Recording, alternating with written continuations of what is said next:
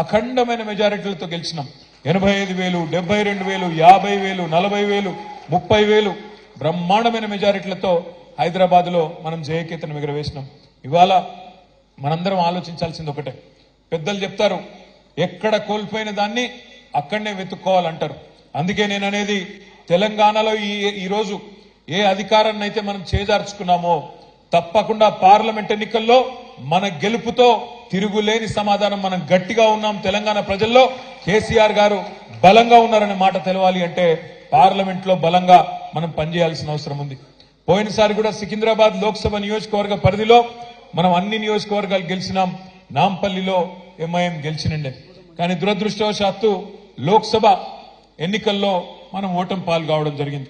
ఈసారి అట్లా కాకుండా మొదటి నుంచే మనం జాగ్రత్తగా పటిష్టంగా పనిచేసుకుంటే, మొదటి నుంచే మనం సరైన వ్యూహాన్ని రూపొందించుకుంటే తప్పకుండా జూబ్లీహిల్స్ నియోజకవర్గంతో సహా 7 నియోజకవర్గాల్లో కూడా బ్రహ్మాండమైన మెజారిటీ వచ్చే అవకాశం ఉంటుంది.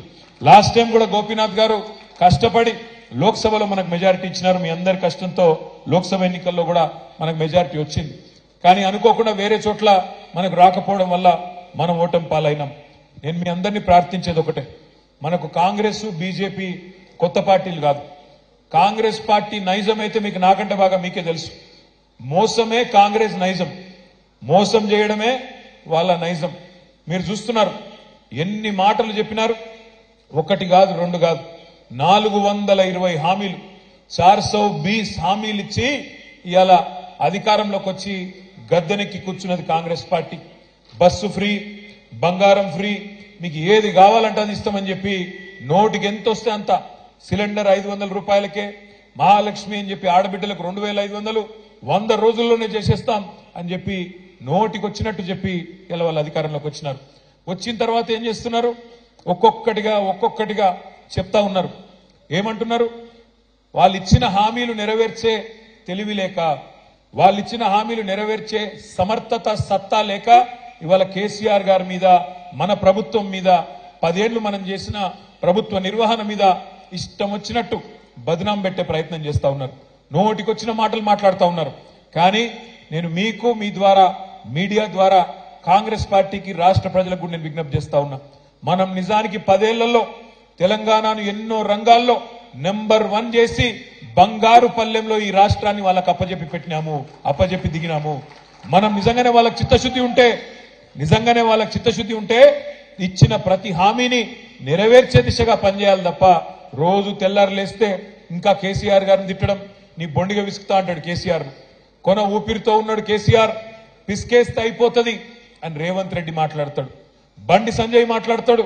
కాంగ్రెస్ బీజేపీ కొట్లాడుకున్నాడు కాదు, కేసీఆర్ బీఆర్ఎస్ అయిపోయింది, కొద్దిగా మిగిలినారు, ఫినిష్ చేయాలో వీళ్ళని ఆయన మాట్లాడతాడు. నేను ఒక్కటే మాట మిమ్మల్ని అడుగుతా ఉన్నా, ఎందుకు పిసకాలి కేసీఆర్ బొండిగా? ఎందుకు ఉండకుండా చేయాలో బీఆర్ఎస్ పార్టీని? తెలంగాణ తెచ్చిన తెలంగాణలో పేదలను కడుపులో పెట్టుకొని చూసుకున్నందుక? గ్రేటర్ హైదరాబాద్ ని ఇవాళ బ్రహ్మాండంగా ఒక అంతర్జాతీయ స్థాయి నగరంగా డెవలప్ చేసే ప్రయత్నం చేసినందుక? ఎందుకు ఇవాళ బీఆర్ఎస్ పార్టీని బొందబెట్టాలని నేను అడుగుతా ఉన్నా. ఇవాళ మీరు చూడండి, స్పష్టమైన ఎజెండాతో పోతున్నారు కాంగ్రెస్ బీజేపీ. కానీ దేశ ప్రజల ఆలోచనలు మాత్రం దానికి అనుగుణంగా లేవు. మొన్నటిదాకా మీరు కేంద్రంలో రాహుల్ గాంధీ గారు, అదేవిధంగా కాంగ్రెస్ పార్టీ చాలా డైలాగులు కొట్టింది. ఏమన్నారు వాళ్ళు?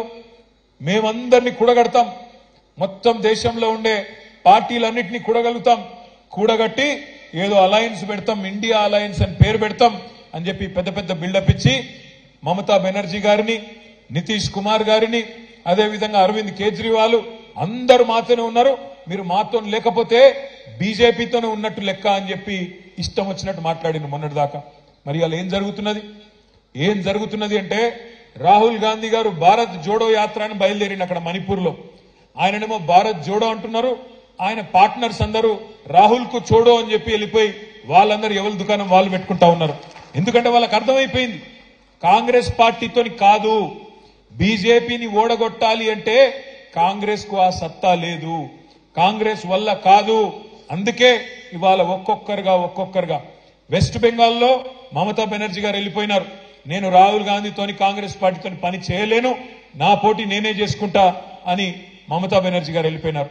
అరవింద్ కేజ్రీవాల్ గారు ఢిల్లీలో పంజాబ్లో మా వల్ల కాదు ఈ కాంగ్రెస్ పార్టీ యొక్క అహంకారాన్ని భరించడం, మేము కూడా వెళ్ళిపోతున్నామని చెప్పి వాళ్ళు కూడా వెళ్ళిపోయినారు.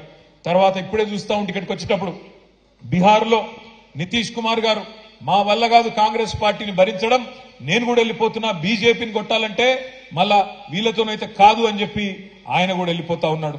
కేరళలో సిపిఎం పార్టీ నిన్న మొన్నటి దాకా వాళ్ళు కూడా మేము కాంగ్రెస్ తో కలిసి పనిచేస్తామన్నారు. వాళ్ళు కూడా ఏమంటున్నారు, ఇప్పుడు రాహుల్ గాంధీతోని కాంగ్రెస్ పార్టీతోని కలిసి పని చేయలేము అని చెప్పి వాళ్ళు కూడా వెళ్ళిపోతా ఉన్నారు. అందుకే ఇవాళ మనం ఈ దేశంలో ఈ రాష్ట్రంలో ఉండే ప్రజలందరికీ మనం చెప్పాల్సింది ఒకటే, బీజేపీని ఆపాలంటే, మోడీని ఎదుర్కోవాలంటే కాంగ్రెస్ పార్టీతోని రాహుల్ గాంధీతోని కాదు. ఎవరి వల్ల అవుతుంది అంటే ప్రాంతీయంగా బలమైన నాయకులుగా ఉన్న ఒక కేసీఆర్ వల్ల, ఒక మమతా బెనర్జీ వల్ల, ఒక అరవింద్ కేజ్రీవాల్ వల్ల, ఒక పినరాయి విజయన్ లాంటి నాయకుడు ఎవరి రాష్ట్రాల్లో వాళ్ళు అక్కడ గెలుచుకోగలిగితే అట్లయితేనే బీజేపీ నిలువరించగలుగుతాం తప్ప, లేకపోతే మాత్రం కాంగ్రెస్ పార్టీని నమ్ముకొని ఇవాళ ఈ దేశంలో రాజకీయం చేయాలని ఎవరన్నా అనుకుంటే కుక్కతోక పట్టుకొని గోదావరి ఇదినట్టే అనే మాట కూడా ఈ సందర్భంగా నేను మీకు విజ్ఞప్తి చేస్తా ఉన్నా. ఎందుకంటే మోసం కాంగ్రెస్ నైజం, మోసం చేయడమే వాళ్ళకి తెలుసు. మా తమ్ముడు విష్ణువర్ధన్ రెడ్డి ఆయన కుటుంబం మొత్తం జీవితాంతం పనిచేసింది కాంగ్రెస్ పార్టీలో, మీ అందరికీ తెలుసు. కానీ ఆ తమ్ముడు గొంతు కూడా కోసి ఇవాళ ఆయనను కూడా అవమానించి ఇవాళ మనం ఇబ్బందులు పెట్టిన వైనాన్ని కూడా మనం చూస్తా ఉన్నాం. ఈ మాట ఎందుకంటా ఉన్నా అంటే ఒక్క నాయకులను మాత్రమే కాదు, ప్రజలను కూడా మోసం చేయడమే వాళ్ళకి తెలిసింది. ఇవాళ మీరు గమనిస్తా ఉండండి, 100 రోజుల్లో పూర్తి చేస్తామన్నారు. 100 రోజుల్లో 6 గ్యారంటీలను సంతకాలు పెట్టి మరి గ్యారంటీ కార్డులు ఇంటింటికి ఇచ్చినారు. ఇక్కడ మా ఆడబిడ్డలు చాలా మంది ఉన్నారు కాబట్టి నేను మిమ్మల్ని అడుగుతా ఉన్నా, మహాలక్ష్మి అన్నారు, నెలకు 2500 ఇస్తాం, 500 రూపాయలకే సిలిండర్ ఇస్తాం, ఫ్రీ బస్సు అన్నారు.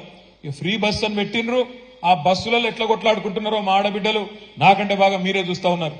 జుట్లు పట్టుకొని కొట్లాడుకుంటున్నారు, యుద్ధాలు చేస్తున్నారు.